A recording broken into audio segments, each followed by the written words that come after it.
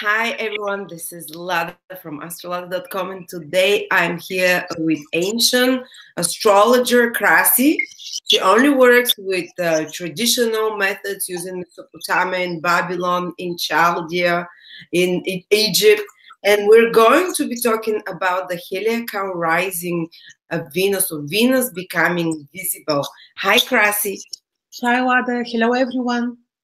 Thank you for being here and for volunteering to explain to us ancient astrology and why this is such an important, momentous astrological event, because modern astrologers, we don't pay attention at all. Modern astrology at all does not pay attention to when planets are visible or invisible. We just pay attention to when they're retrograde, direct. But according to ancient astrology, the most important criteria of the power of a planet is its visibility. Can you tell us a bit more about that?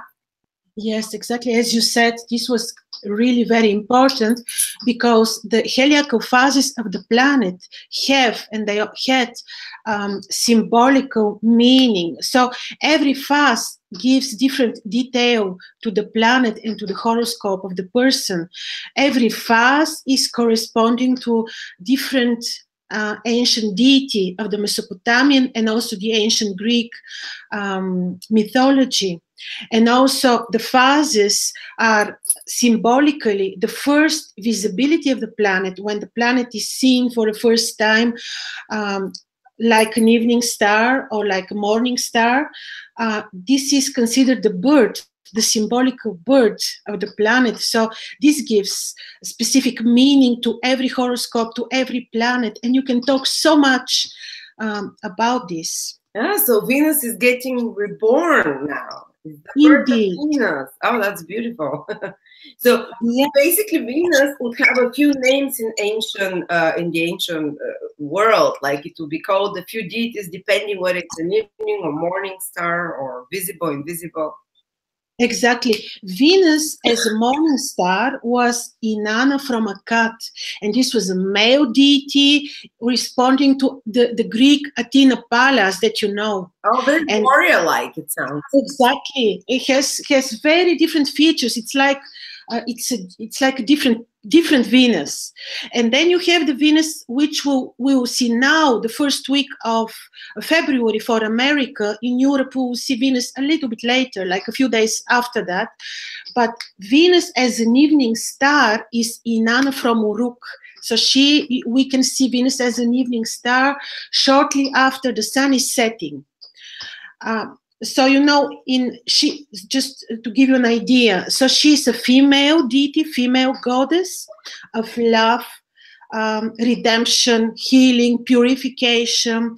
She's very mystical, very romantic, which is different from Athena Pallas. She's Aphrodite. In Greek, it's Aphrodite. So it's so much gentler and loving. Evening Venus being born, it's much nicer, kind of. Yes, indeed. And she's very romantic, and she's associated with the human sexual love. So this is Aphrodite, Venus as an evening star. And then you have Venus when she becomes invisible. When she becomes invisible, she's Ereshkigal, and then she's very different. She's descending into the world, into the underworld. And then it is accepted in the Mesopotamian astrology that when benefic planet is becoming invisible, then we're losing the blessing, the beautiful features of the benefic planet.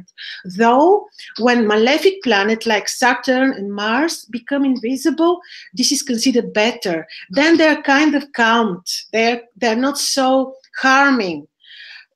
So we're really losing a lot from the blessing of Venus when she's becoming invisible. She became invisible in the beginning of December, and already for 2 months she's being invisible. So she, Ereshkigal, descended into the underworld when she's not really happy, she's not really blessing, she's not bringing this romantic love, and we're actually lacking those beautiful features which Venus is giving us, and we all know them: love, friendship, money, just name it, gifts, Just name it. I noticed that in the last 2 months, Yeah. less compromise, more upset, and it's harder to reach out to myself on. There was a lot more the planet that suits. Absolutely. I also felt it. Everyone. But the good news is that any moment we will see Venus rising shortly after the sun sets on the western horizon. So we can watch it with the naked eye. You can really see Venus because her she's very visible. So we will see her rising, and she will be Aphrodite. She will be the evening star. And where is she going to be visible? This is happening if you are understanding from sidereal astrology in the first degrees of Aquarius. If you like the tropical astrology, then this is happening in the last degrees of Aquarius. But in any case, this is happening in Aquarius. The water bearer. Yes. So this would mean that people which are having Aquarius rising, ascendant Aquarius, luminary in Aquarius, like sun, moon in Aquarius, or angular Aquarius, like on the meridian, on the descendant, or meridian is the midheaven, you say, I know. And then you have it, if you have it on any angular position or luminary in Aquarius, you will really feel better than anyone else the blessing of Venus. Oh, please. Yes, I have the same hopes. It's not only you. Of course, here is important to say that Venus is an evening star. So she has the qualities of an evening planet, though Athena Pallas will be a morning star. So you can imagine that people which would have diurnal horoscopes, people which would be born in the day, will benefit maybe a little bit less from the heliacal rise of the evening Venus, though the people which would have nocturnal night horoscope will probably benefit a little bit more, but I don't think that the difference will be that significant. And it also means that good for relationships. Certainly. Imagine everything that Venus means will suddenly be given to us now. She's money, she's love, she's friendship, sexual love, romantic love. She's healing, purification. Also, because this is happening in Aquarius, the sound problems. Can you hear me? I hear you perfectly. I hear you perfectly. It's really horrible sound. Let me drop out and come in. Stay online and I'll try to join you. Sure, go ahead. I don't know. Can you hear me again? I hear you perfect. Okay. The sound is good now. Okay. Can we continue or you need to? Sorry. Okay, so what I was telling is that because the heliacal rise of Venus will happen in Aquarius, we also need to think what is the meaning of Aquarius. We have these beautiful spiritual fixed stars there. We have Fomalhaut, which is the fourth, a royal star, which is related to beautiful spirituality. So you can imagine that the heliacal rise of Venus in Aquarius will certainly manifest in beautiful spiritual, experiences, events, different for everyone. Oh, almost like revelations about love and forgiveness and kindness. Yeah, most probably. I will be curious if people would like to share with us later how they experienced really the heliacal rise of Venus, because this is very interesting. So we should around the 6th, 7th. Yeah, the first week, normally 7th, 8th for Washington. I checked it, but America is so big, so watch it around this date. So how in Europe is a bit later. Important events of Venus becoming visible happen? A week before and a week after?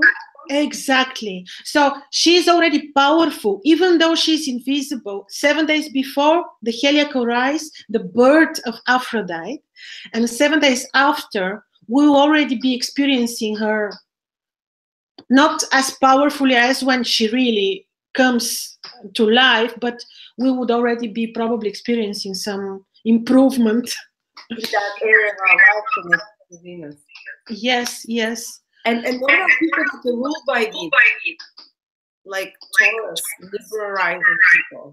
Oh yes, certainly, certainly. Most probably they will also benefit from the people. Also, this is very good what you said, because people with very powerful Venus in their charts, or when Venus would be Almuten, like ruling the chart. Yes, very right. They should also experience the blessing of the Heliacaurice of Venus. Good. More good relationships, more forgiveness, more talk, collaboration, more money, all of that. Yes. Friendships which you probably lost, or this should also be should be experienced. And how long does this phase of Venus last? Venus as Aphrodite. Now let me see on the program. Now she will be visible now. Then around August, she's reaching her maximal elongation from the sun. Then in October, she will become stationary only for 2-3 days. And then around after that, she's becoming retrograde. And when she becomes retrograde, she will be aiming already towards the inferior conjunction, when she will be very close to us, and when she will aim at another cycle, when she will be born again, but like a morning star. So around October, retrograde, and after that, shortly after that, I think, and then in the beginning of November 2018, she will be born as a morning star already, her morning first, and then she would give us all these beautiful qualities of Athena Pallas, or as they would say in Babylon, of Inanna from Akkad. Then she's the warrior. She's diurnal star, better in diurnal horoscope, and she will masculine, so quite different. More like empowerment of women. Yes. She will be, she's already depicted in a different way on the cuneiform tablets. She's like a deity with wings on her shoulders. I'm looking at the tablet to see if I can see it. She's wearing weapons. She's fighting. Definitely she looks like a fighter, though the other Venus, Aphrodite, is linked to the romantic life and the feminine qualities. And it also means that Venus, Aphrodite in their birth chart, they're more like the expressive relationship in a feminine way. And people that have Pallas are much more adventurous, reckless, strong. Yes, and most probably also they will be different in the way they experience love life. Most probably. I noticed people being a morning star, they're more like leaders in relationships. They'll out someone like warrior. And I have this evening star, so you have evening star. Yeah. Okay. Yes. Yeah, people, if they want to know if they have Venus as a morning or evening star in their horoscopes, they should check Venus comes before or after the sun. When it comes, basically, how do I say? Counterclockwise from the sun. If you find the sun, you counterclockwise, the opposite of the movement of the clock.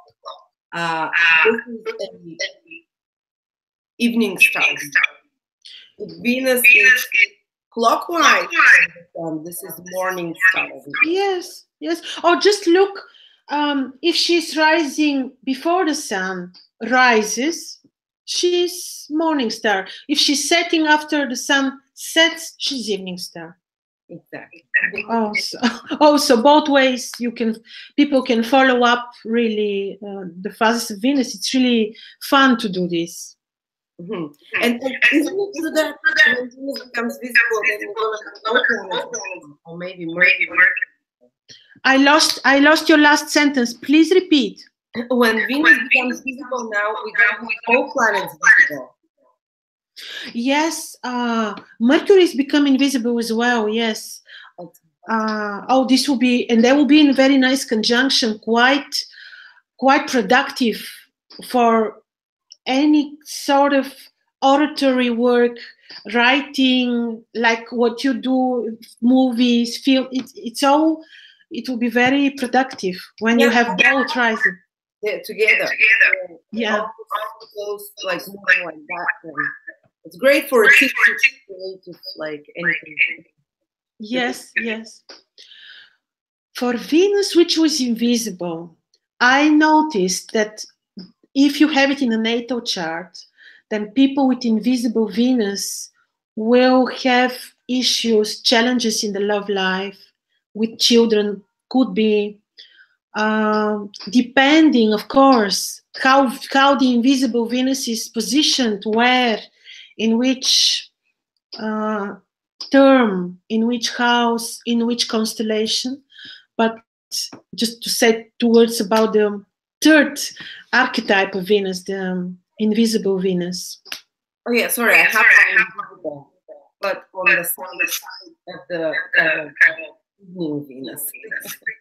Yes, and it is important where she is. It could be that it's not really bad, but it has another meaning already, a third meaning, to gives different additional information to the horoscope.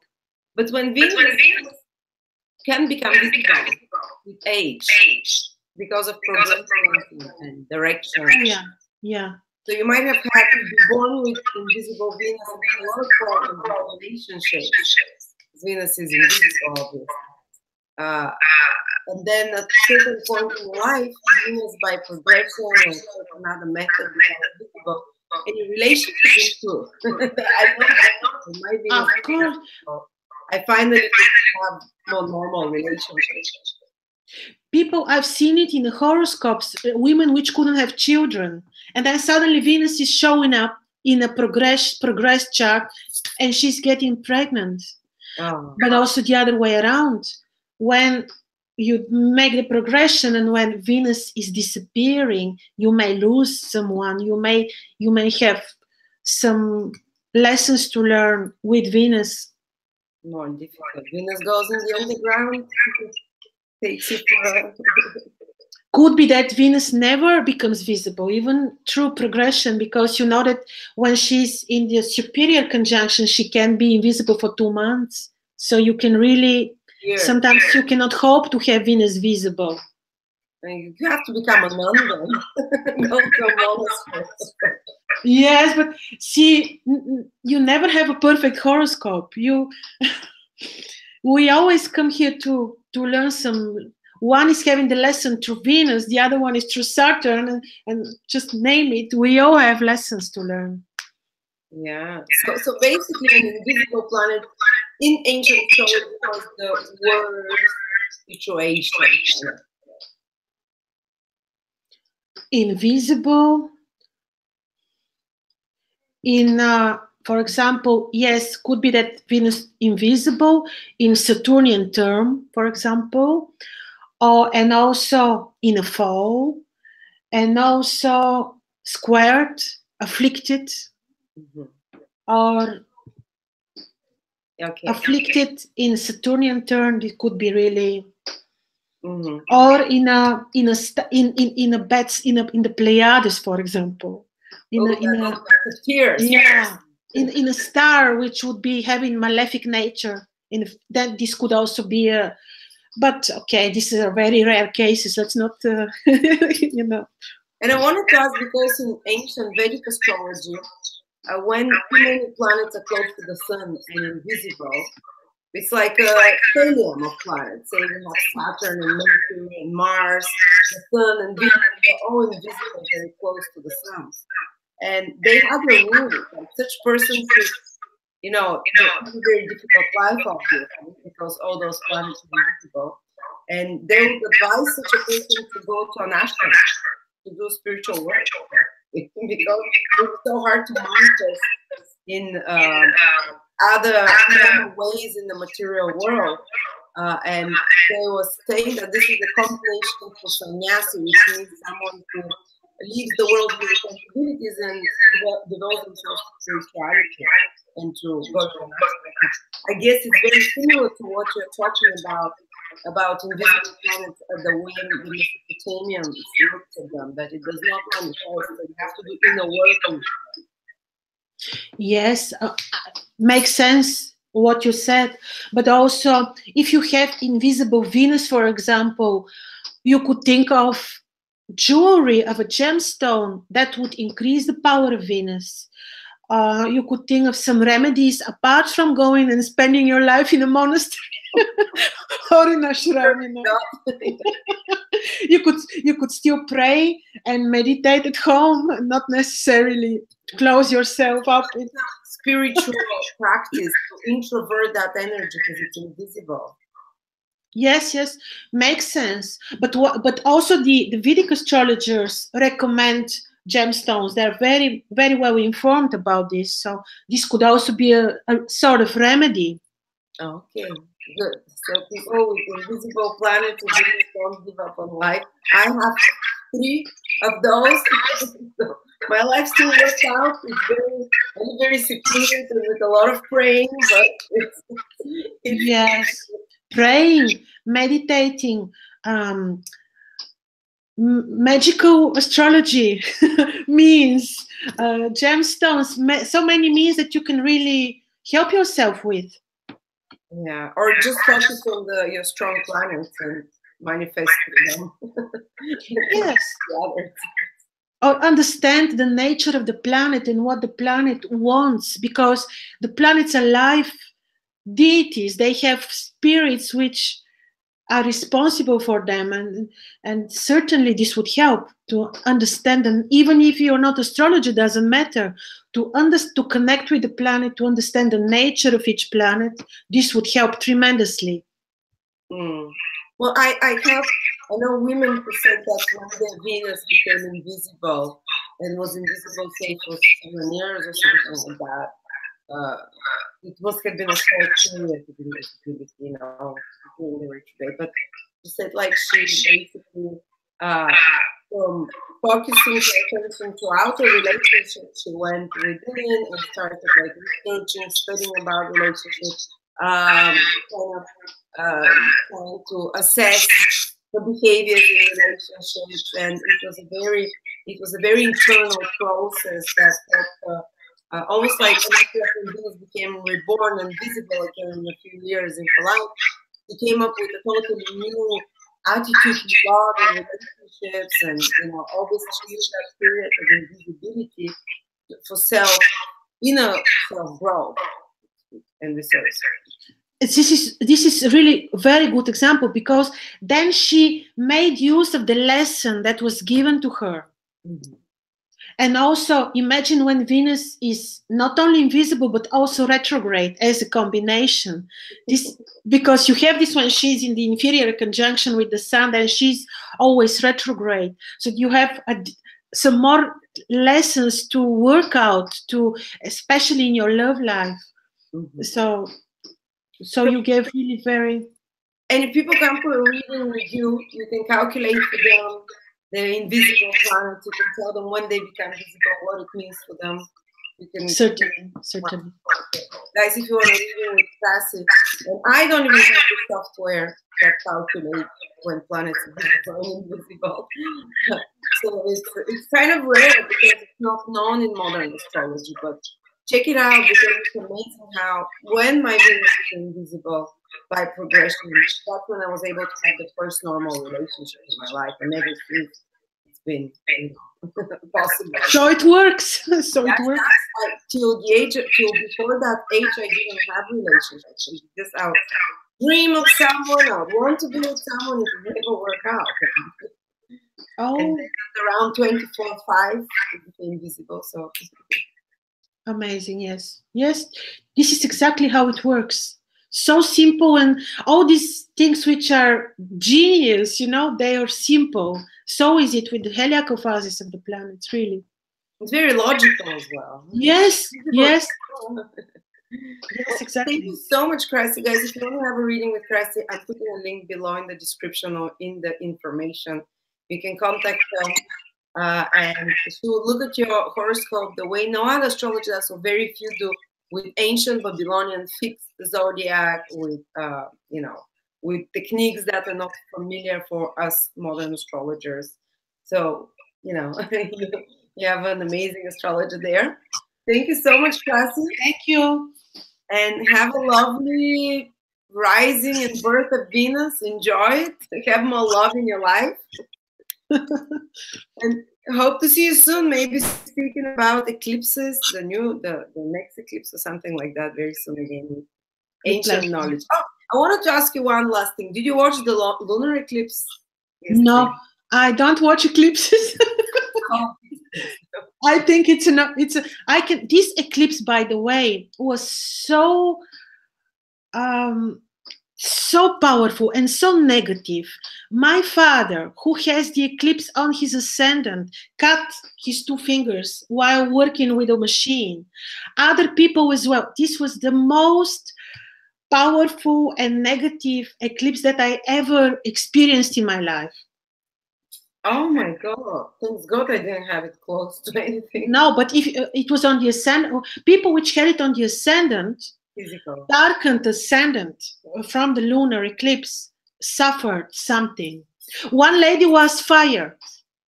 A client of mine. My father, see what happened. He was in the hospital until today. And I have 5, 6 more examples of misfortunes during this eclipse. During the eclipse. Yes, eclipse is always dangerous for the physical health when they happen on ascendant or moon. Yeah, wow. Well, not every eclipse, but this was large, red, blue, name it. Bloody, yeah, blue, red, bloody. Just name it. Yeah. Did you watch it? No. Oh, good. Don't watch it. People, don't watch the eclipses. It's a bad omen. No, it's really better not to watch them. That's what they say, the ancients. Like, go and pray. And they say, like, even animals during eclipses go hide and kind of go on a ball and not watch and get quiet. Oh, see. I didn't know this. See. Yeah, like they'll say the cows and the domestic animals. A little bit before eclipse, they kind of subdue. Even the birds, they stop chirping. None of them, they all go into sleep mode. Not too obvious. And one last thing, which is interesting about Venus, the Indians know when Venus is invisible, and they never have weddings. They never get married during the invisibility of Venus. Oh, yes, you're right. Because such marriage probably won't last or wouldn't be happy, or I don't know. And then when Venus becomes visible, there are like thousands of weddings all over. Yes, I think so. Exactly. Yeah, that's I think we were discussing with someone that, and someone mentioned that. That's very interesting. Yes, I find it also very interesting. Yeah. So time for marriage, guys. Venus becomes visible. Time to romantic experiences, love, marriage, all those things. You have the green line from the moment Venus becomes visible. Thank you for this information, Krasi. Wonderful again. Have a lovely weekend ahead and hope to see you soon with new astrological insights. Thank you. All the best. Bye-bye.